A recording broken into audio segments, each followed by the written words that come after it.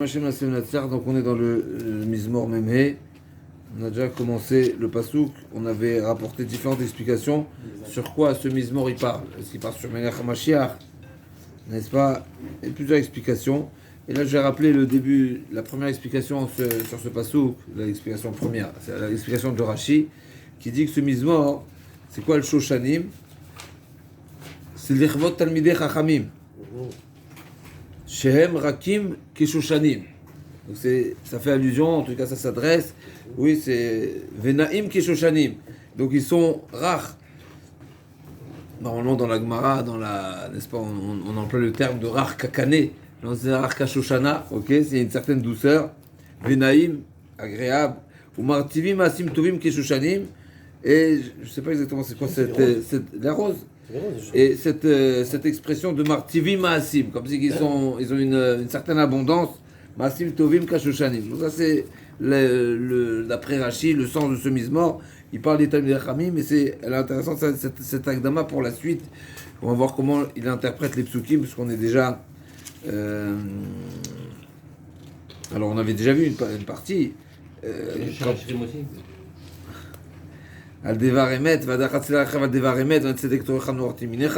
Là-bas il disait que le sens de ce pasouk là, ça revient sur la manière d'étudier la Torah, où on sait que dans plusieurs endroits on trouve cette image de la dispute, de la discussion qu'on peut avoir dans l'étude de la Torah. C'est comparé à de la dispute, à de la milchama. On appelle milchama chez le Torah, et c'est ça l'idée de c'est la recha vadevaremet Yeminecha Noraot. D'accord? Donc, du fait que l'étude de la Torah elle est comparée à de la milchama, donc on parle ici de la main droite qui est capable de faire des massacres, n'est-ce pas? Faire des choses, des grandes choses. Ok. Alors, je voulais juste. Donc, ça, c'est Rashi. On va voir Bezrat Hashem dans la suite des psukim. Comment Rashi, comment ça rejoint le Mizmor tourne autour de Talmidei Chachamim, où il y a ces valeurs-là qui sont. Kisacha Olam Elohim Olam Vaed, Avtat Tzedek Vatzina Reshat, toute la suite des psukim, n'est-ce pas, qui parle de la grandeur du Talmidei Chacham. Alors, le Malbim, et ça, ce qui est très intéressant, le Malbim, sur ce Mizmor, j'ai pas vu jusqu'à présent qu'il faisait de cette manière, il a deux biurim. Il a le biur Haïnyan, qui est la première explication, on va dire, qui est je sais pas si c'est le sens premier, parce que c'est de toutes les façons un derech machal, mais le deuxième, il a donc biur Haïnyan et derech hamuskal. Et la deuxième explication, c'est vraiment une catégorie, une explication qui est complètement différente, qui va vraiment en allégorie, parce que c'est l'image effectivement d'un chant d'amour, comme ça il disait les Mefarshim, mais en réalité ça fait allusion à quoi? Aux différentes parties qu'il y a dans le corps, qui est le sechel et le reste du corps. Le sechel, donc le côté intellectuel, du corps, par rapport, qui est dans que l'être humain se démarque par cette grande qualité, en parallèle avec toutes les autres qualités. Et ça, l'idée de ce Mizmor, c'est de mettre en avant et de développer, de rappeler toutes sortes de qualités qui vont mettre en avant le côté intellectuel de la personne. Et c'est ce qu'il dit dans cette explication. Alors Jésus, voilà, donc il a deux explications parallèles sur tout le Mizmor. La première, donc il dit que c'est Nekorar qui était Nervod Amelech Vamalka Biyom Chatunato, donc le jour où il s'est marié, Shlomo Amelech avec la fille de Tzor. Ça c'est la première explication. Donc quelque part c'est vraiment c'est au sens propre, en tout cas au sens premier du Mizmor, qui est de parler de la grandeur de la femme, de cette femme-là, et comme on va voir dans la suite, c'est un kavod pour le Shlomo Amelech. Chaque roi a donné, sa fille était souhaité que sa fille soit la reine, pas reine, mais en tout cas soit une des femmes. Je me suis repris parce qu'on va voir tout à l'heure qu'il y a Benot Melachim. Benot Melachim, c'est marqué dans le Pasouk. Ça ne veut pas dire que Shlomo Amelech, il avait plusieurs femmes, mais pas toutes les femmes n'avaient le même statut. Il y a la femme et il y a les autres Benot Melachim qui étaient convoqués de temps en temps. Donc ça, c'est la première type d'interprétation et d'explication de ce Mizmor. Mais la deuxième explication de ce Mizmor, c'est vraiment complètement, ça fait vraiment allusion que à à la partie du corps, comme on a dit, à la partie intellectuelle du corps qui a qui est la particularité de l'être humain qui se doit d'avoir un dessus et dominer les autres caractères que l'homme peut avoir. On nous dit comme ça, alors, juste vraiment pour souligner quelques phrases très intéressantes. Achar sheshir ze ba ben tilo David ou tfilotav le tzorer anagat amitboded. Très intéressant. Donc ce shir là, qui est en plein, qui est vraiment au centre au centre, en tout cas, qui fait partie des louanges de David Améler. Et là, on nous parle d'un mizmor qui en réalité est une ligne directive qui va permettre à l'homme à mitboded, c'est très intéressant. Donc c'est pas pour comprendre ce mizmor-là, il faut être mitboded. Ça veut dire qu'il faut vraiment c'est le fruit d'une réflexion, c'est une compréhension fine. Mitboded, quand on parle d'un mitboded, d'accord, c'est quelqu'un qui va s'excentrer, pour essayer de se retrouver. On avait déjà vu les Mefarshim. Oui, ça va permettre une introspection, ça va permettre une certaine tranquillité pour ne pas être dérangé par ce qui peut nous entourer, n'est-ce pas? Ça nous rappelle un petit peu ce qu'il nous dit le Rambam quand une personne est influencée par son entourage. Donc s'il y a un entourage qui peut le déranger, eh ben le seul conseil qu'il nous donne, c'est d'aller dans le désert. C'est-à-dire que réellement, d'ailleurs, on peut comprendre également pourquoi la Torah a été donnée dans le désert. Mais en tout cas, c'est-à-dire qu'il faut être dans un terrain neutre pour être mitboded, pour être au calme, pour avoir une réflexion qui n'est pas désorientée, perturbée par toute chose, par toute sorte d'éléments extérieurs. Donc il nous dit derrière mitboded, becheach qui tarat levu shachitzoni, parce que c'est une évidence que se cache sous l'apparence extérieure, nitzpan bo gam keninan pnimi. Donc c'est sûr que dans la carapace, n'est-ce pas, du corps humain se cache à l'intérieur quelque chose de bien plus fin, bien plus important, qui mérite d'être analysé, d'être compris. Et donc c'est ça l'idée de la Shoshana. La Shoshana également, elle a cette qualité. Pourquoi justement l'Amsach al-Shoshanim? Pourquoi on a comparé ces deux éléments, ces deux parties, ces deux caractères qu'il y a dans l'être humain à la Shoshana? Parce que la Shoshana également, elle a une beauté extérieure, mais elle a aussi une qualité qui est plus cachée, qu'il faut aller chercher.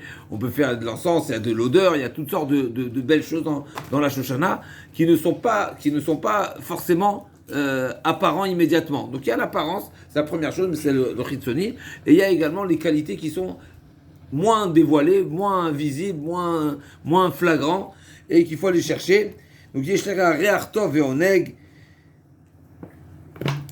et donc c'est ça l'idée de ce shir là qui met en avant la qualité intellectuelle de la personne. Alors je vais juste on va pas faire vraiment du mot à mot, mais on va juste soulever et rappeler certains points que j'ai pu souligner. Alors il nous dit dans le pasuk Dalet, Chagor harbecha lirech gibor hodecha vadarecha. Donc là, on est en train c'est un conseil pour le Chagor harbecha lirech. Donc ça veut dire qu'on est invité à se serrer la ceinture, n'est-ce pas, comme un guerrier, comme un combattant. Harbecha lirech, donc d'avoir à la ceinture le cherev. Gibor hodecha vadarecha. Donc, Mechila, Chagor harbecha lirech gibor. De cette manière. Alors il nous dit c'est quoi la médita ici quand on parle de Milchama? Alors on a dit qu'effectivement ça parle de Milchama Shel Torah, mais là il nous parle plus précisément qu'il y a deux facettes, il y a deux approches aux révélations des profondeurs de la Torah. Il nous dit comme ça. Ici on parle des révélations. C'est un petit peu difficile, c'est de l'intellect parce que j'aurais dit que l'intellectuel, c'est des choses qu'on comprend par nous-mêmes et qu'on a réussi à approfondir. Là, on parle de révélation en réalité. Ça fait partie du savoir de la personne, mais qui ne sont pas forcément le fruit de sa réflexion, de son travail, de son binyan, comme on va voir tout de suite. Il dit comme ça. En réalité, c'est des révélations. Ça nous rappelle Sod Hashem Lirav. Je reviens tout de suite, le lien avec la paracha, un lien direct de la paracha. Shia Saga Beruach HaKodesh, Kemo Shiesik Shlomo et HaChochma B'chol Juda Yomte Beruach Elokim. En réalité, c'est des révélations. Alors quand on parle de Ruach HaKodesh, ça nous paraît très loin, mais une fois déjà, Dan, il est bien, Isachar et toi, il nous a rapporté dans le Moreh Nevuchim, que le Rambam nous dit il y a combien de niveaux de névoie? 11 niveaux de névoie. Et en commençant, et ça c'est très intéressant, quand on parle de la névoie, bien sûr, il y a les grands niveaux de prophétie jusqu'à Moshe Rabbeinu, à Aspak la Ramira, qui sont des révélations, et des révélations qui sont claires, qui d'abord Ishel Reo, etc. Donc c'est sûr qu'il y a des différents niveaux, puisqu'on sait très bien qu'on n'est pas tous, même les Nevi'im n'étaient pas au niveau de Moshe Rabbeinu. Donc déjà, Moshe Rabbeinu c'est l'Okam Naviot, que Moshe Shayado Panim El Panim. Donc Moshe Rabbeinu c'est le grand niveau. Maintenant le plus petit niveau, c'est quoi le plus petit niveau? Il dit le Rambam, si je fais pas erreur, il va me corriger, je ne sais pas si je ne suis pas exact. Si je ne me trompe pas, le premier niveau, c'est une personne qui lui vient une idée comme ça. Une idée de but en blanc. On avait déjà parlé de ça une fois. Et ben c'est également un chouïa de névoie. Alors après, bien sûr, il faut être certain que c'est une bonne pensée, etc. Mais en tous les cas, ça peut être également une névoie. C'est un flash en réalité, et c'est justement la différence entre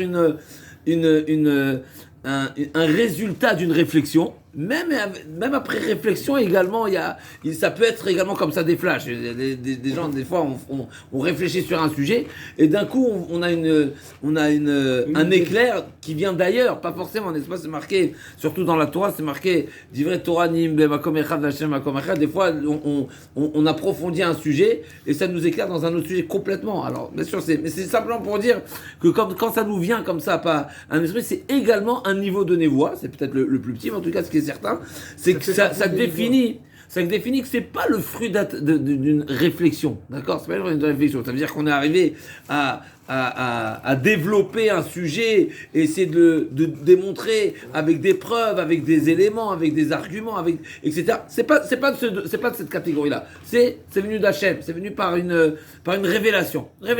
Et c'est de ce type de sérène on parle ici dans ce Mizmor. Ce type de chorma, ce niveau de chorma, n'est-ce pas? Elle n'est pas du tout comparable à la bina. C'est quoi la bina? Bina, c'est la bilachon binyan. Mais ça veut dire une construction. Ça veut dire que tu fais tu composes une thèse, tu composes une idée, tu construis à travers des questions, des réponses, des preuves, une analyse, etc. Ça, c'est la bina, qui est également. Ça ne veut pas dire que c'est pas. Que dans la chorma il n'y a pas de la bina et dans la bina il n'y a pas de la chorma, c'est pas ce qu'on est en train de dire, mais en tous les cas c'est une démarche intellectuelle qui est propre au développement de la personne. C'est bina, il a des données et il va les me'abedotam, n'est-ce pas? Il va les analyser, il va les travailler, il va les synthétiser, etc. Ça c'est la bina, c'est ce que la binyan. Mais il y a des choses qui ont besoin des révélations, d'accord? Des fois tu as des pshatim comme ça qui te viennent, tu sais, ils viennent d'ailleurs. C'est pas forcément le résultat d'une réflexion. Des fois ça peut être une réflexion dans un autre domaine, ça t'amène vraiment des chidouches comme ça, c'est extraordinaire.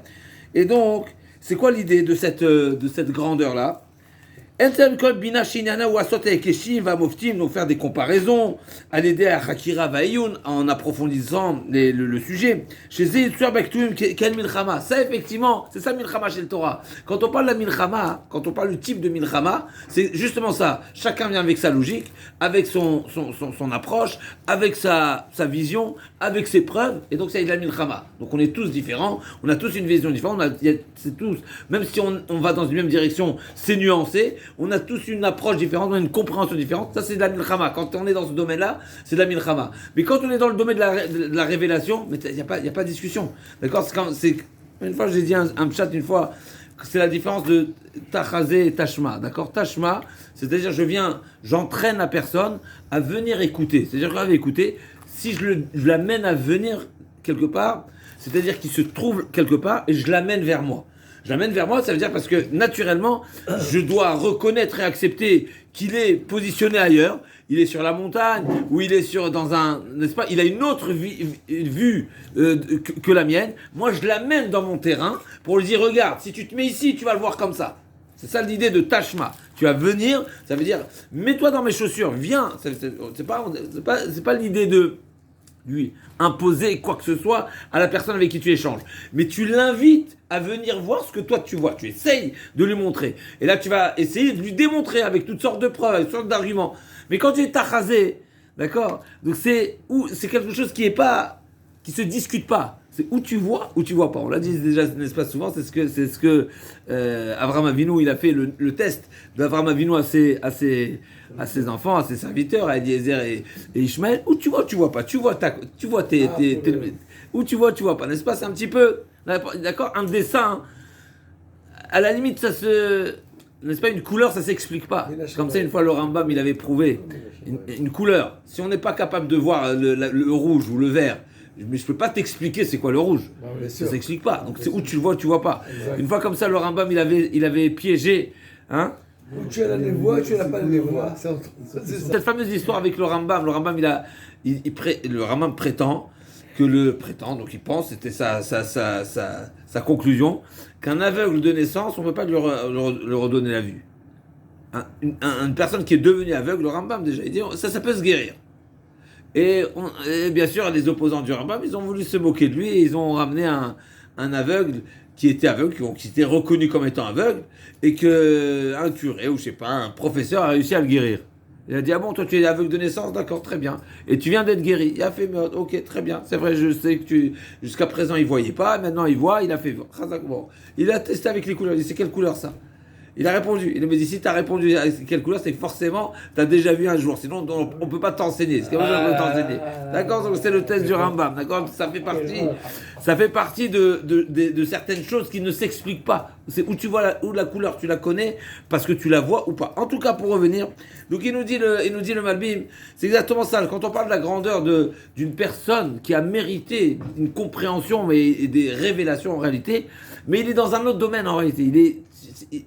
Il est plus sur un terrain où il y a lieu d'avoir des discussions. D'accord? C'est quelque chose qui dépasse.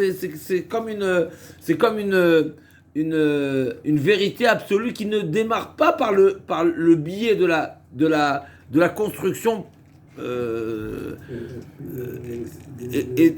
intellectuelle. Donc c'est une révélation. Oui, et nous dit. Mais ça le met en dehors du système. Khazak, j'entends, effectivement. Khazak, c'est pour ça. Ça, c'est un peu le lot, malheureusement, de certaines personnes. Alors, Khazak, moi je pense qu'effectivement, c'est. Je ne veux pas entrer dans ce sujet. Non, mais effectivement, ça existe. Bien sûr, ça existe. Mais pour moi, c'est exactement. Al-Zen et Mar, quand on parle des grands Tanaïm ou des Amoraïm sur lesquels c'est marqué que le Yardou les Sovdato, comme sur Rabbi Meir, etc., c'est que leur niveau de compréhension, il n'est pas classique. Oui. C'est d'un autre niveau. Oui. Et donc, effectivement, Razak, le Yardi mais Sovdato, on n'est pas en mesure de comprendre et de discuter parce qu'on est dans une autre sphère. Razak. Mais ça, c'est dans le bon sens. C'est le sens... il nous dit, c'est vrai que Shlomo HaMelech, il avait beaucoup toute la chorma qu'il a pu avoir, qu'il a pu mériter Shlomo HaMelech. Ça venait des révélations et de névois, mais malgré tout, ça le chidouche. Chagor Harbecha Lierer. Il avait également ses capacités de discuter, de prouver et de défendre sa position qui est d'un autre niveau. Mais c'est intéressant parce que c'est justement ce que Chaim vient de soulever. Celui qui, en réalité, toute sa sagesse vient de révélation, mais on ne peut pas discuter avec lui. Donc pour lui c'est une évidence, pour lui c'est certain, pour lui c'est ce que, d'accord, juste pour savoir, sur le plan halakha également, c'est quelque chose c'est ce qui est marqué dans la Gemara à plusieurs reprises. Im halakha nekabel, im ladin yeshtuva. C'est-à-dire qu'on sait que dans la manière de trancher une halakha, il y a des enseignements qui sont le résultat d'une réflexion, d'une analyse, d'un Ekesh, etc.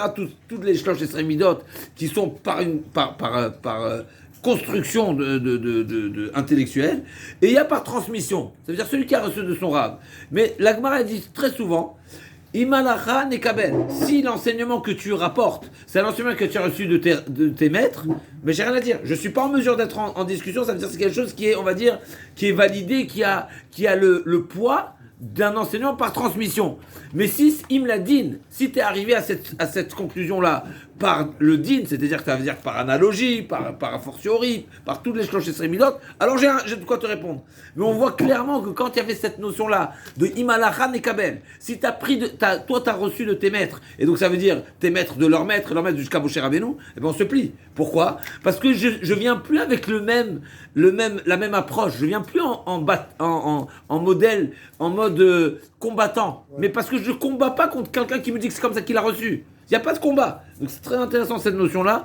Et bien sûr, il y a une grande répercussion sur le Zaken Mamre, etc. Mais en tout cas, c'est très intéressant, effectivement, qu'il y a des fois, et c'est un petit peu, voilà, ce que je pense, j'ai pas suffisamment de preuves, mais il y a Choliot que, quand on parle de, voilà, on vient de lire la semaine dernière, Parashat Korach, n'est-ce pas? Parce que je disais, j'avais une discussion avec un Avrech ici, je dis que là, c'est quoi jusqu'à quand on a le droit de discuter avec quelqu'un, n'est-ce pas? Ça veut dire qu'on peut, c'est quoi la règle? Qu'est-ce qui est une discussion qui est légitime? On a le droit, Shamaï Veilel, les heures de discuter, être en désaccord, et une discussion, et des enseignements pour lesquels il n'y a pas de discussion. Mais pour moi, c'est un petit peu ça, d'une manière très simple, même dans la Gemara. Imalachan et Kabel, c'est-à-dire quand Korach il vient, par exemple, n'est-ce pas, avec sa question, avec ses objections, avec ses raisonnements, où il a tourné en dérision, n'est-ce pas, la discussion. Il a demandé un talit qui est totalement bleu, est-ce qu'il faut lui ajouter des fils? Il dit, mais c'est impensable. Si un fil suffit, alors tous les fils du vêtement ne suffiront pas. Donc il a abordé Moshe Rabbeinu avec une démarche de discussion. Mais avec Moshe Rabbeinu, tu ne discutes pas en réalité. Ça veut dire que tu ne discutes pas. Parce que je dis, même si ce n'était pas Moshe Rabbeinu, tu ne discutes pas. Parce que si Imalachan et Kabel, ça veut dire, même les Tanaïm entre eux, il y avait ce respect. Imalachan et Kabel, à plus forte raison Moshe Rabbeinu. Forcément, c'est qu'en réalité, ici, l'erreur a été justement de croire que tu es en mesure de discuter. Non, mais des fois, tu n'as pas à discuter. Et surtout pas Moshe Rabbeinu. Et jusqu'à dire non, mais Kaner, tu as mal compris, etc. Mais de dire, de se laisser une avamina, de laisser penser d'une manière lointaine que soit, peut-être il a mal compris, il a mal interprété, c'est ne plus croire en Moshe Rabbeinu. Donc c'est remettre toute la Torah en réalité, tous les mots de la Torah, mais peut-être c'est pas ce mot qu'Hachem il a voulu dire, etc. Mais, donc c'est où tu acceptes, et à nouveau je dis, même sans parler du niveau de Moshe Rabbeinu, entre les Tanaïm, les Amoraïm, entre les Tanaïm, c'est marqué Imalachan et Kabel. Ça veut dire qu'il y avait une, quelque part, les règles du jeu étaient simples, elles étaient simples et claires. Il y a le domaine de la discussion et il y a le domaine de l'acceptation. Et là, je voulais dire, c'est un petit peu juste avant ça. Mais s'il n'y avait pas eu Korach, Ce grand niveau-là, il nous dit le Malbim. Shlomo Amelech, il n'avait pas que seulement cette grandeur et cette grande sagesse qui lui est venue par révélation, mais il avait également les capacités de Chagor Arbechalerer Gibor. Donc il était également Gibor. Donc quand on parle d'un Gibor, c'est quelqu'un qui a construit, qui a développé, qui est capable de combattre, c'est-à-dire et donc de démontrer ses connaissances. Il y avait aussi une force. Bah, on t'a pas entendu ce soir. Non, attends. Maintenant, troisième niveau. Donc là, la suite du pasouk, Vadarcha Tzelarcha Vadevaremet Vanva Tzedek. On avait déjà parlé de ce point-là la semaine dernière. C'est que, qu'est-ce qu'on a dit? Il y a les révélations, il y a la capacité de prouver, de défendre et d'argumenter, etc. Mais ça, c'est que le côté intellect. C'est le côté intellectuel, c'est le côté dans le savoir. Maintenant, il y a le côté dans la pratique. Il dit le Malbim, le côté de la pratique, qu'est-ce qui fait réussir qu'est-ce qui est le secret de la réussite d'une personne dans la pratique? Il y a la Chorma. La Chorma, ça reste théorique. Dans la pratique, qu'est-ce qui fait réussir une personne? C'est la Hanava. Je vous lis dans les mots.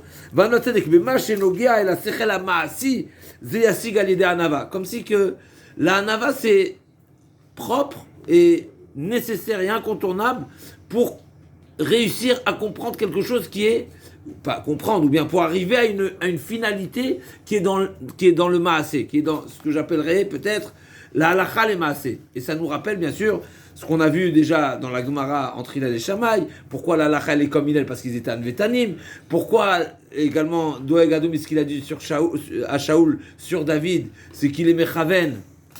La halakha, c'est également une forme de hanava. Donc c'est la hanava, quelque part, c'est le caractère essentiel et peut-être unique par rapport à la halakha les maasé, au maasé.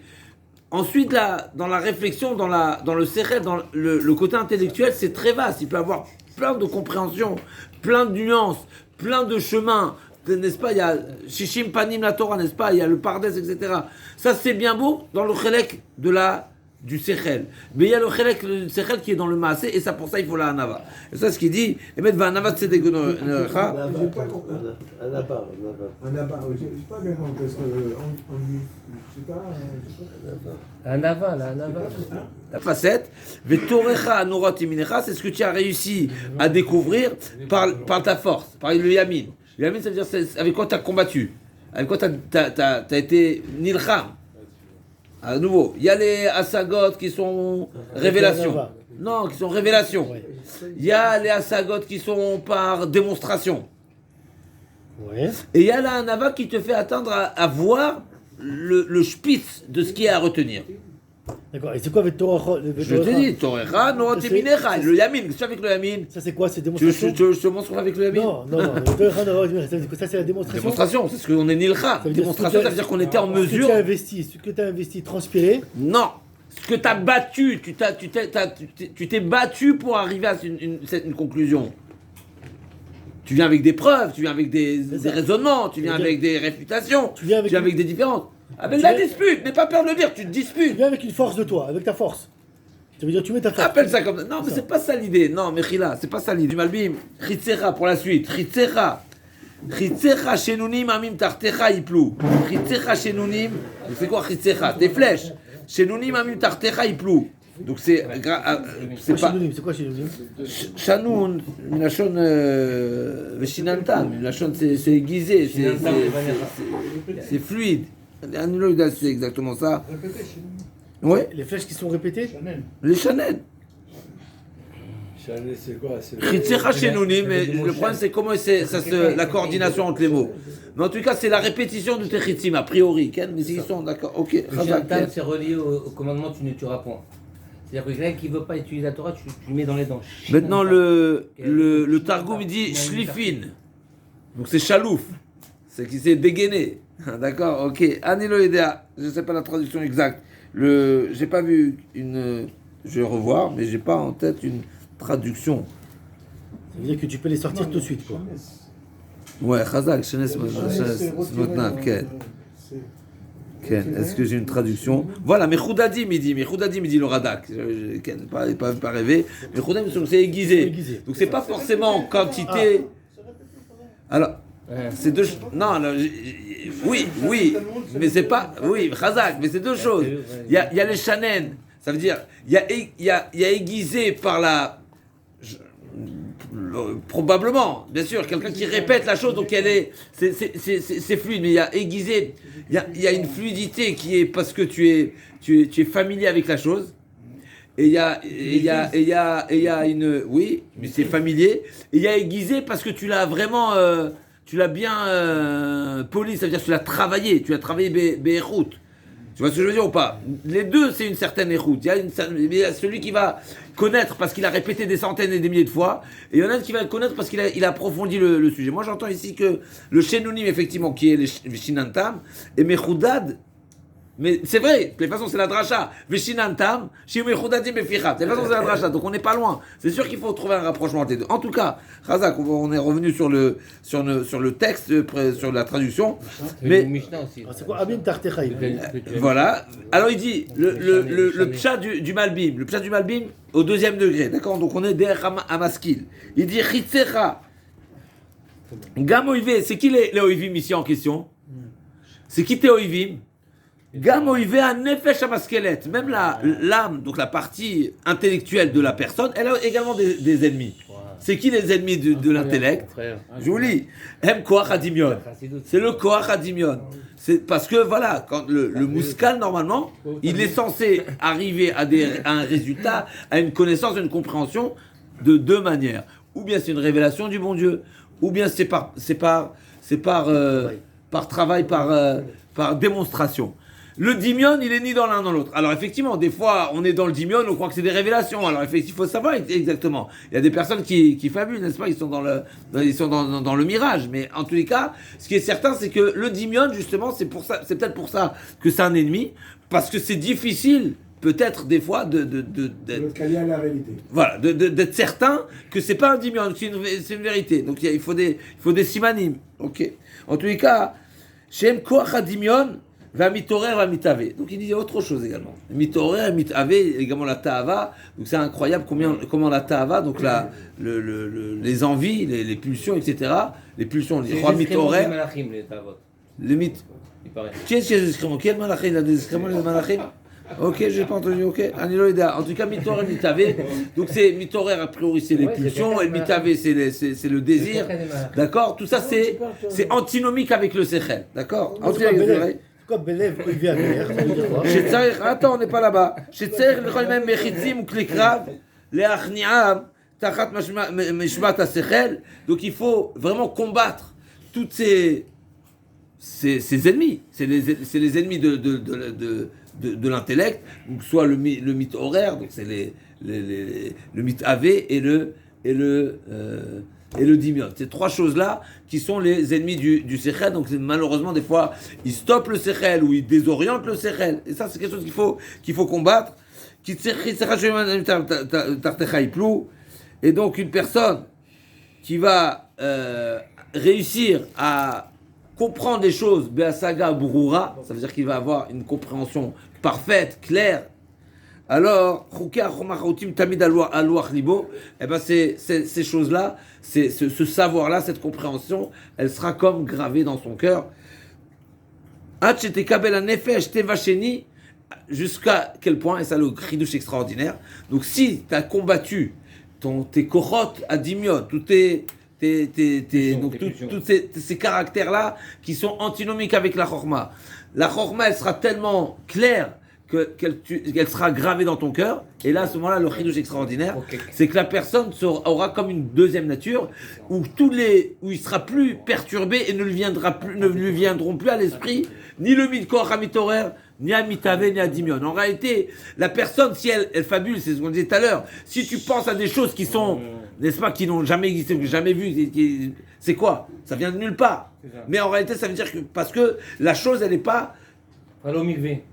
La chose, elle n'est pas clairement, elle n'est pas charuta libera. Elle n'est pas, comment on dit charut? Elle n'est pas gravée. Elle n'est pas gravée. Si c'est gravé, en aucun cas, quelqu'un va penser à quelque chose qui est impensable. Si son savoir, il est comme gravé dans son cœur. Et également, ce qui est le chidouche, également pour le ta'avot et également pour le mito. Si, ça veut dire que réellement, si on a encore des ta'avot et si on a encore des pulsions, etc., c'est que malheureusement, la réalité ou la Torah, elle n'est pas encore gravée dans notre cœur. Je vous lis les mots. Parce que parce que si le jour où la personne arrive à ce niveau, où la connaissance d'Hachem, elle est charout, n'est-ce pas, charout à la luchot, eh ben, il sera entraîné, il aura comme ça fera partie de lui, et sera comme une deuxième nature, n'est-ce pas, où il aura que des attirances et des attirances et des envies de connaître et de se rapprocher d'Akadosh Baruch Hu.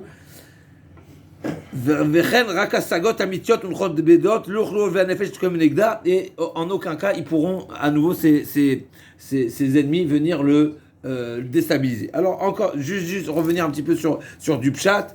Voilà, on est loin de là, je pensais aller plus loin, mais en tous les cas je vais revenir avec un mot qui est souvent utilisé comme dans ce sens de la dracha. C'est marqué dans le passouk. C'est quoi le Kohen horaire? C'est les pulsions, si je comprends. Les pulsions, et mitavé, c'est les désirs. Il y a les pulsions et les désirs. Il y a les chora. Il nous dit, on revient sur le pasuk. Mort va alot ketziot kol bigdotecha. C'est quoi le sens de pasuk? Mort va alot ketziot kol bigdotecha. C'est quoi bigdotecha? C'est les bgadim. On sait qu'il y a ce fameux midrash qui nous dit, altikre. Et là, boged. Et Bémet, c'est pas un jeu de mots. C'est que le beged, il est boged. Oui, mais ça, parce que ça a le même sens. Parce que le beged, on l'a déjà dit une fois, le beged, c'est le beged Elion. Il y a le beged qui est le chalouk, qui est sur la peau, qui est proche de la peau. Et le beged Elion, c'est celui qui est dessus. Maintenant, on a dit, à partir du beged qui est sur la peau, tu peux connaître la taille d'une personne. D'accord? Relativement. Celui qui a l'œil, celui qui est tailleur, celui qui a l'habitude, il sait voir à partir de, n'est-ce pas, il peut le définir. Il connaît il est suffisamment proche du corps pour savoir. Le Beged Elion, le manteau, on ne parle pas du manteau d'aujourd'hui parce que le manteau d'aujourd'hui, c'est pas le manteau, mais le manteau de l'époque, c'était quelque chose qui était beaucoup plus large, plus ample, etc. Donc on ne peut pas savoir qui est ce qui est en dessous. Donc c'est Boged, ça, comme si que ça trompe, ça un trompe-l'œil le manteau. Donc le Beged et le Boged, c'est la même racine. Il nous dit, la Gemara nous dit comme ça. Rabbi aussi, Mechila. Tane Rabbi Shimon Bar Yochai. Amen. Adam Racha Gamour Kol Yemei Chayav. Un Racha, toute sa vie, il était Racha, il faisait n'importe quoi. Racha, c'est pas seulement quelqu'un qui se fait plaisir. Un Racha. La totale. Mais un Racha, quand on parle d'un Racha, à nouveau, un Racha, c'est pas quelqu'un qui kiffe. C'est un Racha. Un Racha, c'est un mauvais. Un mauvais. Un mauvais, c'est un mauvais. C'est un mauvais. Un Racha, c'est un mauvais. Un kiffeur, ça peut être un kiffeur. Un kiffeur, c'est l'été avon. Voilà, Quand on dit Racha, voilà. quand on dit Racha, normalement, c'est pas l'été avon, normalement. Ok. Il nous dit, ou Basof Asat Tshuva, Akadosh Baruch Hu Mekablo. Akadosh Baruch Hu, il accepte. Regarde la grandeur, la bonté d'Akadosh Baruch Hu. Même si ça, il est pas. Chazak, effectivement, Chazak. Même si c'est le dernier souffle, Akadosh Baruch Hu, il accepte. C'est incroyable combien Akadosh Baruch Hu, il est bon. Même si on va se dire, ouais, mais celui-là, c'est un. Mais c'est parce qu'il a rien à perdre. Il a fini. Tant qu'il vivait. Comme il a dit Chafetz Chaim, la force d'un juif, c'est pas d'être capable de mourir al Kiddush Hashem. C'est de vivre al Kiddush Hashem. Vivre, c'est très beau de mourir al Kiddush Hashem, bien sûr, c'est énorme. C'est Bistrout Yitzhak Avinu. Yitzhak Avinu était capable de Moser Nefesh. Si nous, aujourd'hui, on est capable d'être Moser Nefesh al Kiddush Hashem, c'est parce qu'on est les enfants d'Yitzhak Avinu. Mais dis, mais c'est encore mieux de vivre al Kiddush Hashem. Vivre al Kiddush Hashem, c'est-à-dire être capable de maîtriser sa vie, etc. Donc il nous dit, pour revenir, il nous dit, donc c'est sûr que c'est pas la tchouva, on va dire le plus grand niveau de tchouva, comme il dit le Rambam. Le plus grand niveau de tchouva, c'est celui qui est encore en capacité, qui a toute la vie devant lui, et il décide de faire tchouva. Mais malgré tout, c'est pour ça, j'insiste, et malgré tout, Akadosh Baruch Hu, il dit, même celui qui fait tchouva son dernier jour, Akadosh Baruch Hu, il est mekabel oto, mais mata'am, ou beshuv racha mereshato, donc c'est le pasuk dans Yecheskel. Amar Rabbi Yochanan, mais il y a une suite à ça. Vélod, c'est pas seulement qu'Akadosh Baruch Hu, il accepte sa tchouva, mais en plus de ça, et la kol averot she'asa nirshemim al kesruyot. Même toutes les averot qu'il a pu faire, eh ben, elle peut se retourner en mérite. Alors bien sûr, si c'est pas détaillé, la Gemara, s'il a fait mais Ava, non, mais c'est pas pour dire alors je peux faire ce que je veux maintenant. C'est pas comme ça qu'il faut le voir. Parce que si on se dit ça, alors il nous laisse pas. Mais c'est la grande âge ça veut dire. C'est comme Tachlir de Rosh. C'est pas l'idée. L'idée c'est pas. Même Sadikim, ils sont. C'est quoi l'idée? L'idée c'est qu'Akadosh Baruch Hu, tout ce qui va permettre à la personne. Pourquoi c'est Tchouva mais Ava alors même Zdonotav, Nefrot les srouillottes, même les fautes qu'il a commis volontairement, il était Zadon, les srouillottes. Et d'où c'est marqué? D'où il nous sort ça Rabbi Yochanan? Du pasuk de Tehillim. Mor va alot kitziot kol bigdotecha. Mor va alot, ça veut dire c'est des parfums, c'est des bonnes odeurs, kol bigdotecha. Al tikre bigdotecha, et là, begidotecha, shebagad tabi. C'est quoi kitziot là? Arehen, Hareen, Kemor, Va'alot ou Ktziot. Donc c'est comme des tentes et des. Quoi? Mais non. Non, c'est des encens, c'est des parfums. T'as aussi des parfums à l'autre? Oui. Ah bon?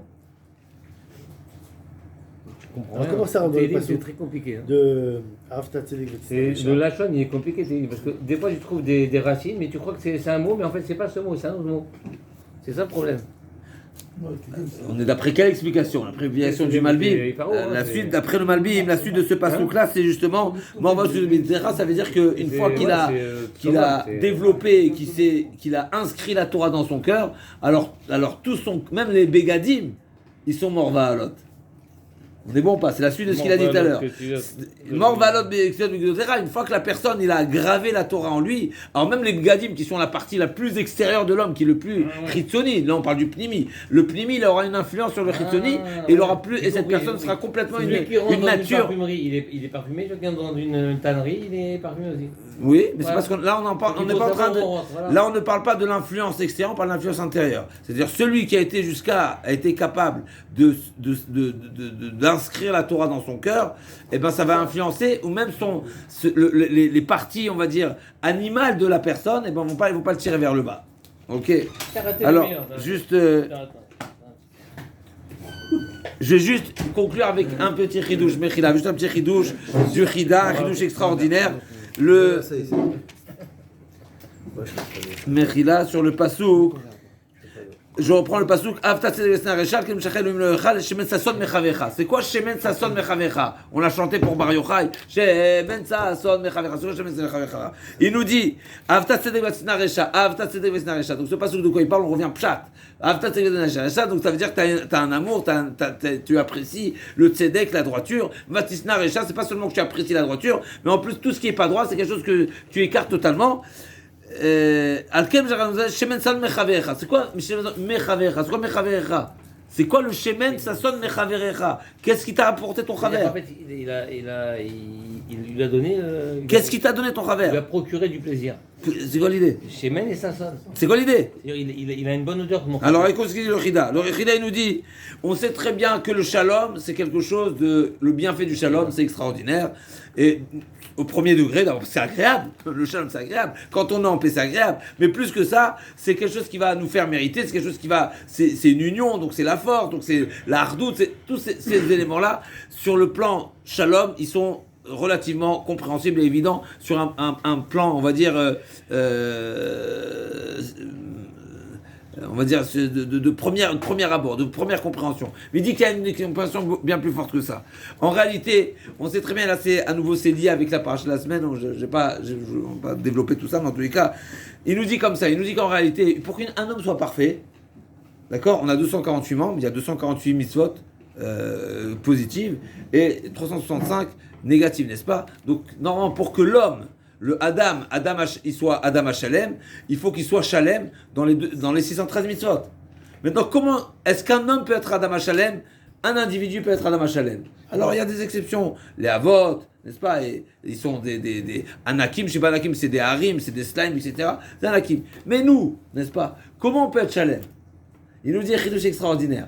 Il nous dit, tu sais, c'est quoi la force du Shalom? C'est qu'en réalité, une personne qui s'imbrique dans le klal Israël, eh bien en réalité, il bénéficie de la qualité de l'autre.